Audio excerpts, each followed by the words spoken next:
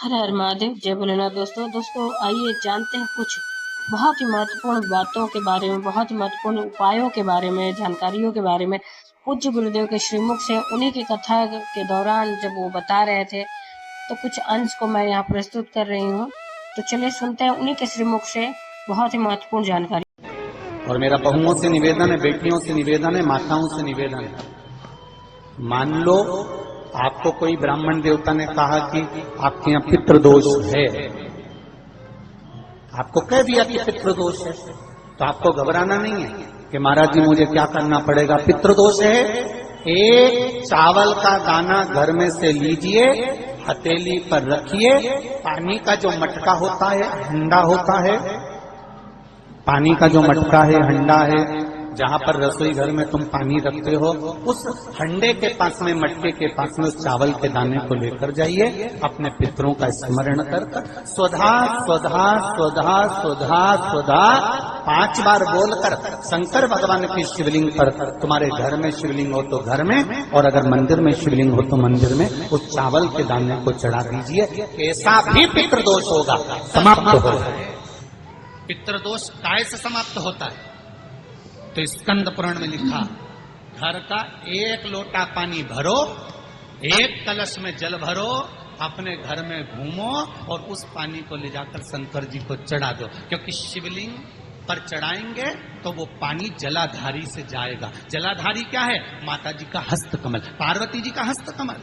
तो ये संपूर्ण, जब शिव परिवार वहीं पर है, तो तुम जब पानी चढ़ाओगे तो वो पार्वती को लगेगा, और पार्वती इतनी खुश होती है कि पितृलोक में अपने पितरों को कहती, अपने पिताजी को कहती है, पिताजी इसके घर का जल मेरे पास में आया है, इसके पितरों को दे देना। शिव महापुराण की कथा कहती है, अग्नि पुराण कहती है, स्कंद पुराण कहती है कि शंकर पर 1 लोटा अगर पानी आप प्रतिदिन चढ़ा रहे हो तो पितरों को तर्पण की भी जरूरत नहीं पड़ती, क्योंकि उनको पानी स्वयं पार्वती जी अपने पितृलोक में भेज देती है।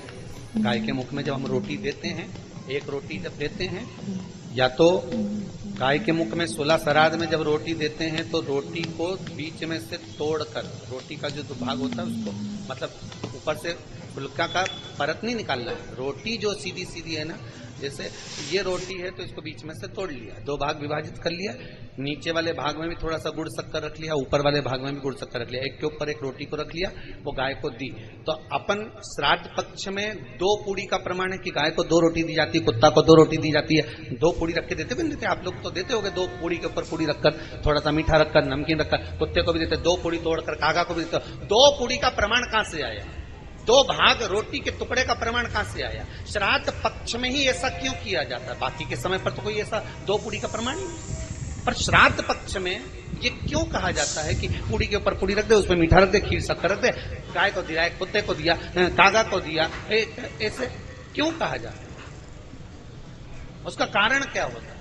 उसका केवल एक कारण है, जो नारी ने भोजन का निर्माण करा है, जो घर की बहू भोजन बनाई है, जो घर की बेटी ने भोजन बनाया है, घर की माता ने भोजन बनाया है। महाराज, पिता पुरुष 1 कुल को तारता है, बेटी 2 कुल को तारती है। जब श्राद्ध पक्ष में 2 भाग रोटी के कर गाय को देती है,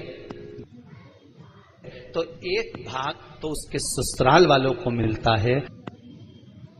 जब गया जी का पिंड होता है तो नाना नानी सबका स्मरण कराया। तो उम्मीद करते हैं जानकारी आपको अच्छी और उपयोगी लगी होगी। अगर अच्छी और उपयोगी लगी तो एक लाइक छोटा सा अवश्य करिए। आप पहली बार मेरे चैनल पे आए तो मेरे चैनल को सब्सक्राइब करिए, बेल नोटिफिकेशन अवश्य दबाइए, जिससे आने वाले वीडियो आपको समय से प्राप्त होते हैं। दोस्तों, कोई भी प्रश्न या सुझाव कमेंट बॉक्स में लिख सकते हैं। फिर मिलते हैं दोस्तों एक नई जानकारी के साथ नए वीडियो में। तब तक के लिए जय भोलेनाथ, हर हर महादेव, श्री शिवाय नमस्तुभ्यम। धन्यवाद दोस्तों।